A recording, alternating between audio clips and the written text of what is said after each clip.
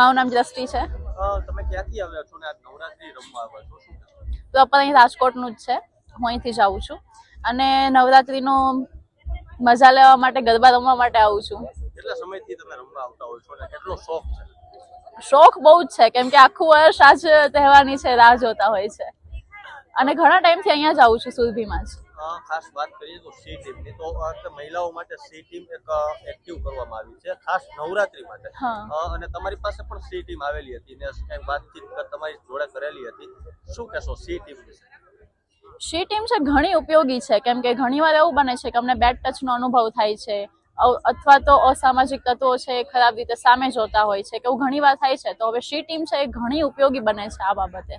ખાસ વાત કરીએ તમારી સાથે અત્યારે વાત પણ કરી સી ટીમે, શું વાત? હા, એટલે એમને એ જ કીધું છે કે ગમે ત્યારે એવો કઈ અનુભવ થાય છે તમને, કે તમને બેડ ટચનો અનુભવ થાય છે ઓર એનીથિંગ, કે તમને કઈ મિસબિહેવ તમારી સાથે થાય છે, તો અમે તેમનો સંપર્ક કરી શકીએ છીએ.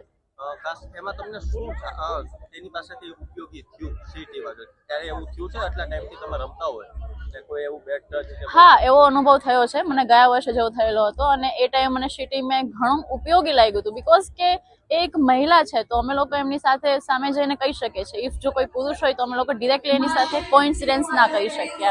એમની સાથે અમે લોકો કમ્યુનિકેશન બેટરલી કરી શકીએ છીએ.